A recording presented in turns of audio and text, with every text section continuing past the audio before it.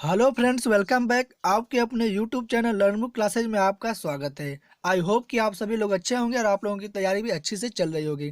तो आज की क्लास में हम लोग सीडीपी के ऐसे क्वेश्चन लेकर आएंगे जो कि आपके सीटेट के लिए और अदर टीचिंग एग्जाम के लिए बहुत ही महत्वपूर्ण होने वाले हैं। क्वेश्चन एनसीएफ से, आरटीई से और भारतीय शिक्षा के जो प्रमुख घटनाक्रम है या जो सन वाइज है उससे रिलेटेड क्वेश्चन आपको देखने को मिलेंगे। और यहाँ से आपके 2-3 नंबर, यहाँ से आपके मान लीजिए 3 नंबर यहाँ से आपको हर टीचिंग एग्जाम में देखने को मिलेंगे। तो आइए आज का जो पहला क्वेश्चन है हम लोग स्टार्ट करते हैं। देखिए आज का जो पहला क्वेश्चन है कि भारतीय प्रणाली में स्त्री शिक्षा की क्या स्थिति थी। स्त्री शिक्षा की क्या स्थिति थी? पूर्व अवहेलना थी, समुचित महत्व देते थे, केवल साक्षरता प्रदान की जाती थी और केवल गृहस्थी संबंधी शिक्षा दी जाती थी। देखिए बहुत ही मज़ेदार क्वेश्चन है। क्योंकि यह स्त्री शिक्षा से रिलेटेड है। पूछा जा रहा है कि जो भारतीय प्रणाली में स्त्री शिक्षा की स्थिति क्या थी। तो देखिए यह समुचित महत्व देते थे। क्या करते थे? यहाँ पे समुचित महत्व देते थे। बी ऑप्शन इसका सही होगा। आइए नेक्स्ट क्वेश्चन देखते हैं कि वैदिक कालीन शिक्षा का स्वरूप था। बहुत ही इंपॉर्टेंट क्वेश्चन है। आपके सीटेट में या टीचिंग एग्जाम में फैक्ट में ऐसे क्वेश्चन पूछे जा सकते हैं। समझ लीजिए कि यहाँ से आपके 1 नंबर क्लियर होने वाले हैं। पूछा जा रहा है कि वैदिक कालीन शिक्षा का स्वरूप था व्यावसायिक, आध्यात्मिक, नैतिक और धार्मिक। देखिए जो वैदिक कालीन शिक्षा थी वह क्या थी? वह आध्यात्मिक थी। बी ऑप्शन इसका सही होगा। नेक्स्ट क्वेश्चन देखा जाए। देखिए बौद्ध शिक्षा दी जाती थी मंदिरों में, मठों में, मस्जिदों में और उपरोक्त सभी में। तो देखिए जो बौद्ध शिक्षा का केंद्र था, जहाँ पे बौद्ध शिक्षा दी जाती थी वो कहाँ था? मठों में। बौद्ध शिक्षा मठों में दी जाती थी। इसका बी ऑप्शन आपका सही होगा। नेक्स्ट क्वेश्चन है कि बौद्ध युग में चिकित्सा विद्वान की शिक्षा का केंद्र था नालंदा, तक्षशिला, वल्लभ भी और विक्रमशिला। तो देखिए इसका जो सही आंसर आपका होगा वल्लभी। जो बौद्ध युग में चिकित्सा की बात हो रही है, चिकित्सा विद्वान की शिक्षा कहाँ दी जाती थी, तो यह आपका सी ऑप्शन सही होगा, वल्लभी में। नेक्स्ट क्वेश्चन देखा जाए।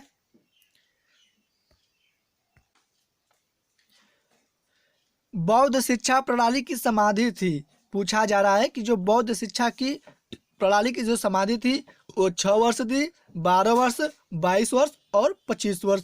बहुत ही मज़ेदार क्वेश्चन है कि बौद्ध शिक्षा की प्रणाली की जो समाधि वो कितने वर्ष थी। देखिए वह 22 वर्ष थी। इसका सी ऑप्शन आपको सही करना होगा। लॉर्ड मैकाले ने अपना प्रतिवेदन प्रस्तुत किया। ये क्वेश्चन आपको फूल पत्ती लगा लीजिए। इस क्वेश्चन पे आप फूल पत्ती लगा लीजिए कि लॉर्ड मैकाले ने अपना प्रतिवेदन प्रस्तुत किया था 1835 में, 1834 में, 1836 में और 1831 में। देखिए इसका फर्स्ट ऑप्शन आपको सही करना होगा। 1835 में लॉर्ड मैकाले ने अपना प्रतिवेदन प्रस्तुत किया था। ठीक है। नेक्स्ट क्वेश्चन देखा जाए। देखिए लॉर्ड मैकाले पूर्वाग्रही था अंग्रेजी साहित्य के प्रति, अंग्रेजी भाषा के प्रति, पाश्चात्य विज्ञान के प्रति और भारतीय साहित्य व भाषा। देखिए जो लॉर्ड मैकाले थे यह अंग्रेजी साहित्य के प्रति क्या थे? पूर्वाग्रहित थे। आपका यहाँ पे फर्स्ट ऑप्शन सही होगा, अंग्रेजी साहित्य के प्रति। ठीक है। नेक्स्ट क्वेश्चन है कि सन 1838 में शिक्षकों का वेतन था 10 से 12 रुपये, 5 से 18 रुपये, 20 से 30 रुपये और 41 से 45 रुपये। देखिए ये सन 1838 की बात थी। उस समय शिक्षकों का वेतन कितना था? तो देखिए उस समय शिक्षकों का वेतन आपका 10 रुपया से 12 रुपये थे। ठीक है। फर्स्ट ऑप्शन इसका सही होगा। नेक्स्ट क्वेश्चन देखा जाए। देखिए वैदिक युगीन शिक्षा की मुख्य विशेषता थी समुचित शिक्षा, भिक्षावृत्ति, देशाटन और रटना। देखिए जो वैदिक युगीन जो शिक्षा थी यह भिक्षावृत्ति शिक्षा थी। इसकी जो विशेषता थी ना यह भिक्षावृत्ति थी। तो इसका आपका बी ऑप्शन सही होगा। नेक्स्ट क्वेश्चन है कि प्राथमिक शिक्षा स्थानीय निकायों को सौंपने का सुझाव किसका था? बहुत ही मजेदार क्वेश्चन है कि प्राथमिक शिक्षा स्थानीय निकायों को जो सौंपने का सुझाव था यह किसका था? वुड डिस्पैच का, हंटर कमीशन का, स्टेनली आदेश का और उपरोक्त सभी का। तो देखिए यह हंटर कमीशन का सुझाव था। बी ऑप्शन इसका सही होगा। नेक्स्ट क्वेश्चन है कि भारत सरकार अधिनियम पारित हुआ था 1921 में, 1919 में, 1927 में और 1928 में। देखिए जो भारत सरकार अधिनियम पारित किया था वह 1919 में किया था। बी ऑप्शन इसका आपका सही होगा। नेक्स्ट क्वेश्चन देखा जाए। देखिए हर्टांग समिति ने प्राथमिक स्तर पर किस समस्या की ओर ध्यान दिलाया?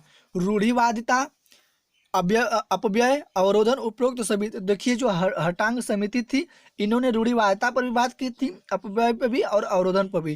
तो इसका सही आंसर आपका होगा डी, उपरोक्त सभी। नेक्स्ट क्वेश्चन देखा जाए।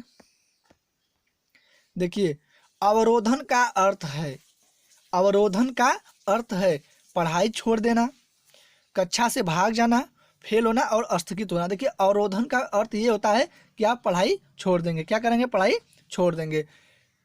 ए ऑप्शन इसका सही होगा। नेक्स्ट क्वेश्चन देखा जाए कि अपव्यय से अभिप्राय है, अपव्यय से अभिप्राय है फेल होना, कक्षा में उत्तीर्ण होना, पढ़ाई छोड़ना और उपरोक्त सभी। देखिए अपव्यय से यहाँ पे अभिप्राय क्या है कि फेल हो जाना। फर्स्ट ऑप्शन इसका सही होगा। देखिए नेक्स्ट क्वेश्चन है अखिल भारतीय राष्ट्रीय सम्मेलन आयोजित हुआ था 1917 में, 1937 में, 1938 में और 1948 में। तो देखिए जो अखिल भारतीय सम्मेलन जो आयोजित हुआ था वह 1937 में आयोजित हुआ था। बी ऑप्शन इसका सही है। ये जितने भी क्वेश्चन है ये सब आपके सीटेट के लिए, यूपी टेट के लिए, सुपर टेट के लिए, किसी भी टीचिंग एग्जाम देंगे आप वहाँ से यहाँ से आपके क्वेश्चन 1-2 नंबर आने वाले हैं। नेक्स्ट क्वेश्चन देखा जाए। देखिए बुनियादी शिक्षा का लक्ष्य है लिखना, पढ़ना, गिनना सीखना, उसके बाद नागरिकता के गुणों का विकास, उद्योग द्वारा शिक्षा और उपरोक्त सभी।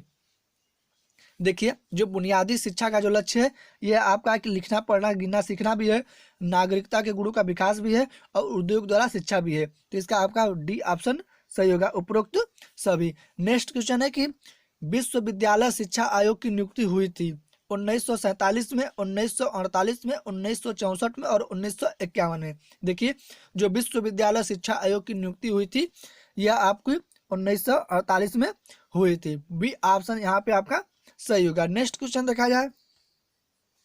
देखिए मुदालियर कमीशन का कार्य क्षेत्र है, मुदालियर आयोग से आपके 1 नंबर आपके किसी भी टीचिंग एग्जाम में बनते हैं। ठीक है, मुदालियर कमीशन का क्षेत्र था संपूर्ण शिक्षा, प्राथमिक शिक्षा, माध्यमिक शिक्षा और उच्च शिक्षा। तो देखिए जो मुदालियर कमीशन का जो कार्य क्षेत्र था वह माध्यमिक शिक्षा के प्रति था। सी ऑप्शन इसका सही होगा। मुदालियर आयोग ने पाठ्यक्रम का विभाजन किया 5 वर्ग में, 8 वर्ग में, 6 वर्ग में और 7 वर्ग में। तो देखिए जो मुदालियर आयोग ने पाठ्यक्रम का जो विभाजन किया था वह 8 वर्ग में किया था। इसका बी ऑप्शन सही होगा। देखिए नेक्स्ट क्वेश्चन है बहुउद्देशीय विद्यालय खोलने का सुझाव था कोठारी कमीशन का, विश्वविद्यालय आयोग का, माध्यमिक शिक्षा आयोग का और खेर समिति का। देखिए बहुत ही मजेदार क्वेश्चन ये है। ये क्वेश्चन आपके सीटेट में टपकेगा। क्या करेगा? टपकेगा। बहुउद्देशीय विद्यालय खोलने का सुझाव था माध्यमिक शिक्षा आयोग। सी ऑप्शन इसका सही है। नेक्स्ट क्वेश्चन देखा जाए। देखिए राष्ट्रीय शिक्षा आयोग की नियुक्ति हुई थी 1964 से 1966 में, 1952 से 1953 में, 1948 से 1949 और 1942 से 1943 में। तो देखिए जो राष्ट्रीय शिक्षा आयोग की नियुक्ति हुई थी वह आपकी हुई थी 1964 से 1966 में। फर्स्ट ऑप्शन इसका आपको सही करना होगा। कोठारी कमीशन की रिपोर्ट का नाम था शिक्षा व राष्ट्रीय विकास, शिक्षा आयोग रिपोर्ट, कोठारी कमीशन रिपोर्ट और भारतीय शिक्षा रिपोर्ट। तो देखिए जो कोठारी कमीशन की जो रिपोर्ट का नाम था वह शिक्षा व राष्ट्रीय विकास था। फर्स्ट ऑप्शन इसका आपको सही करना होगा।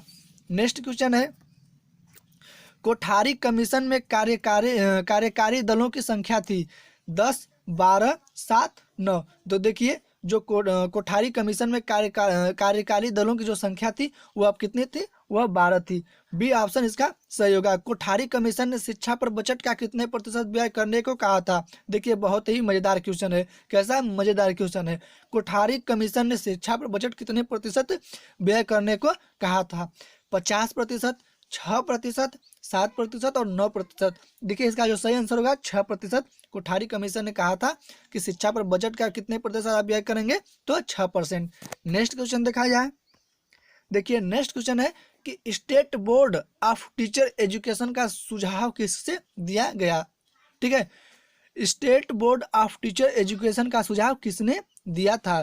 ताराचंद्र समिति ने, राममूर्ति आयोग ने, कोठारी आयोग ने और मुदालियर आयोग ने। बहुत ही इंपॉर्टेंट क्वेश्चन है आपके लिए। देखिए state board of teacher education का सुझाव कोठारी आयोग ने दिया था। सी ऑप्शन इसका सही होगा। नेक्स्ट क्वेश्चन है कि शिक्षकों की शिक्षा का अर्थ है।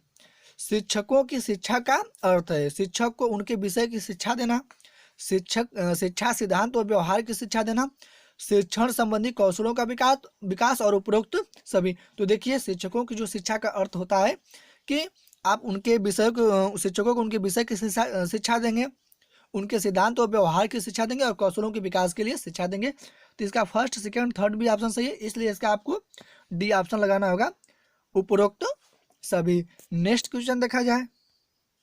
देखिए माध्यमिक स्तर पर शिक्षा के उद्देश्य हैं विषय का ज्ञान, छात्रों में व्यवहार परिवर्तन, लेखन व वाचन की क्षमता और परीक्षा उत्तीर्ण। देखिए माध्यमिक स्तर पर शिक्षा के उद्देश्य क्या होना चाहिए कि छात्रों में व्यवहार परिवर्तन हो। शिक्षा का उद्देश्य होना चाहिए कि छात्रों के व्यवहार में परिवर्तन हो। बी ऑप्शन आपका सही होगा। नेक्स्ट क्वेश्चन है कि अध्यापक शिक्षा की समस्या, प्रशिक्षण संस्था में तालमेल का अभाव, सिद्धांत व्यवहार में असंतुलन, अनुचित पाठ्यक्रम और उपरोक्त सभी। देखिए इसका डी ऑप्शन सही होगा, उपरोक्त सभी। नेक्स्ट क्वेश्चन है कि शिक्षक शिक्षा को प्रभावी बनाया जा सकता है दीर्घकालीन योजनाओं द्वारा, मांग के अनुरूप शिक्षण संस्थाओं की सभ्यता द्वारा, सेवाकालीन प्रशिक्षण द्वारा और उपरोक्त सभी। देखिए जो शिक्षक शिक्षा को जो प्रभावी बनाता है वो आपको मांग के अनुरूप शिक्षण संस्थाओं की सभ्यता द्वारा। इसका बी ऑप्शन आपका सही होगा। नेक्स्ट क्वेश्चन है कि प्राथमिक विद्यालयों के अध्यापकों के प्रशिक्षण हेतु विद्यालय है नॉर्मल विद्यालय, ट्रेनिंग विद्यालय, सेकेंडरी विद्यालय और इनमें से कोई नहीं। तो देखिए जो प्राथमिक विद्यालयों के अध्यापकों के प्रशिक्षण हेतु विद्यालय जो होते हैं वो नॉर्मल विद्यालय होते हैं। फर्स्ट ऑप्शन इसका सही होगा। नेक्स्ट क्वेश्चन देखा जाए। देखिए कोठारी आयोग ने प्रत्येक राज्य में अध्यापक शिक्षा स्टेट बोर्ड की स्थापना का सुझाव किस सन में दिया था। ये बहुत इंपॉर्टेंट क्वेश्चन है, इसको आप फुल पत्ती जितना लगाना है लगा लीजिए। कोठारी आयोग ने प्रत्येक राज्य में अध्यापक शिक्षा स्टेट बोर्ड की स्थापना का सुझाव किस सन में दिया था। 1966 में, 1970 में, 1980 में और 1984 में। देखिए 1966 में, इसका फर्स्ट ऑप्शन सही होगा। नेक्स्ट क्वेश्चन है कि प्रशिक्षण सुविधाओं के विस्तार से अभिप्राय है सेवाकालीन प्रशिक्षण, पत्राचार प्रशिक्षण, ग्रीष्मकालीन प्रशिक्षण और उपरोक्त सभी। डी ऑप्शन सही होगा क्योंकि जो प्रशिक्षण सुविधाओं के विस्तार से सेवाकालीन प्रशिक्षण भी है, पत्राचार प्रशिक्षण भी और ग्रीष्मकालीन प्रशिक्षण भी है, इसलिए यहाँ पे आपका डी ऑप्शन सही होगा, उपरोक्त सभी। नेक्स्ट क्वेश्चन देखा जाए। राष्ट्रीय अध्यापक शिक्षा परिषद अधिनियम बना 1954 में, 1993 में, 1986 में और 1995। राष्ट्रीय अध्यापक शिक्षा परिषद कब बना। देखिए ये 1993 में बना, आपका बी ऑप्शन सही होगा। नेक्स्ट क्वेश्चन है कि परिषद के पूर्वकालीन अधिकारी नहीं थे अध्यक्ष, उपाध्यक्ष, सचिव और CBSE यूदेन। देखिए परिषद के पूर्वकालीन अधिकारी नहीं पूछा गया है, तो यहाँ पे आपके CBSE यूदेन, आपका डी ऑप्शन सही होगा। नेक्स्ट क्वेश्चन है कि अपव्यय व अवरोधन की ओर सर्वप्रथम संकेत किया सर फिलिप हर्टांग ने, एबट व वुड ने, सर विलियम सैंडलर ने और रेले ने। देखिए अपव्यय और अवरोधन की ओर जो सर्वप्रथम संकेत दिया था वो दिए थे सर फिलिप हर्टांग ने। फर्स्ट ऑप्शन इसका सही होगा। आइए नेक्स्ट क्वेश्चन देखते हैं। देखिए बालकों की शिक्षा प्रारंभ होती है प्राथमिक स्तर पर, माध्यमिक स्तर पर, उच्च स्तर पर और इनमें से कोई नहीं। तो देखिए जो बालकों की शिक्षा जो प्रारंभ होती है वह प्राथमिक स्तर पर प्रारंभ होती है। फर्स्ट ऑप्शन इसका सही होगा। नेक्स्ट क्वेश्चन है कि प्राथमिक शिक्षा का प्रशासन व संचालन भारतीय सरकार में कौन सा मंत्रालय करता है। रक्षा मंत्रालय, वित्त मंत्रालय, मानव संसाधन मंत्रालय और इनमें से कोई नहीं। देखिए जो प्राथमिक शिक्षा का जो प्रशासन व संचालन भारतीय सरकार में कौन सा मंत्रालय करता है? तो वह मानव संसाधन मंत्रालय करता है। इसका सी ऑप्शन सही होगा। नेक्स्ट क्वेश्चन देखा जाए, प्राथमिक शिक्षा के विकास हेतु योजना बनाना किसका दायित्व है?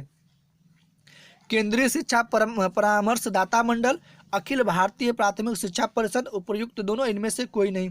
देखिए इसका जो सही आंसर है उपर्युक्त दोनों, क्योंकि प्राथमिक शिक्षा के जो विकास की योजना बनाने का जो दायित्व है वह केंद्रीय शिक्षा परामर्शदाता मंडल का भी है और अखिल भारतीय प्राथमिक शिक्षा परिषद दोनों का है। सी ऑप्शन सही होगा। नेक्स्ट क्वेश्चन है कि शिक्षा में छात्रों ने किस सीमा तक अधिगम किया है? यह क्रिया प्रक्रिया द्वारा पता लगाया जाता है। वस्तुनिष्ठ परीक्षण, मूल्यांकन, निर्देशन और इनमें से कोई नहीं। देखिए बी ऑप्शन सही होगा, मूल्यांकन।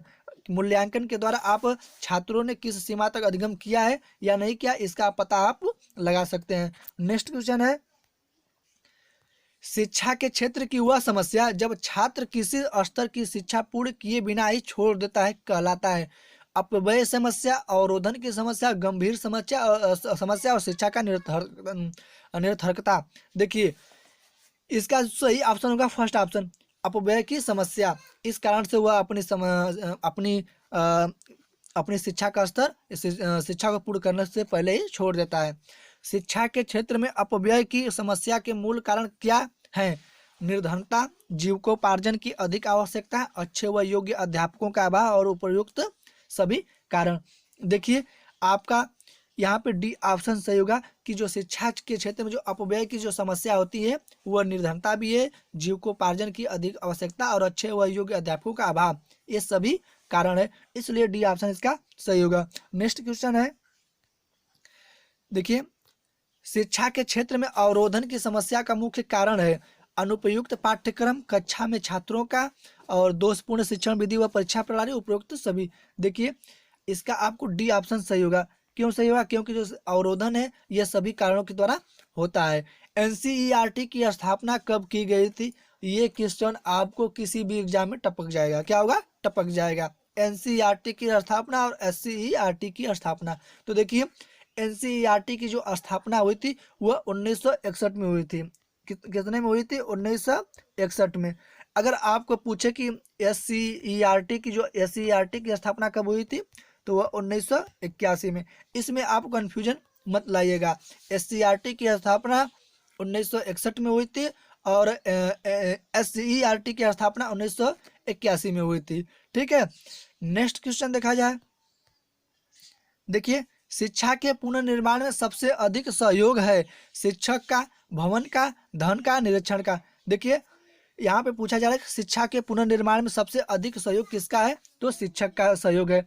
फर्स्ट ऑप्शन सही होगा। राष्ट्रीय मुक्त विश्वविद्यालय की स्थापना हुई थी 1979 में, 1986 में, 1985 में और 1981 में। तो जो राष्ट्रीय मुक्त विद्यालय की जो स्थापना हुई थी वह आपके 1979 में हुई थी। फर्स्ट ऑप्शन सही होगा। और प्राचीन काल में भारत में विश्व प्रसिद्ध विश्वविद्यालय ने नालंदा व तक्षशिला दोनों देना और उपरोक्त सभी। देखिए प्राचीन काल में भारत के विश्व प्रसिद्ध विश्वविद्यालय कौन से हैं?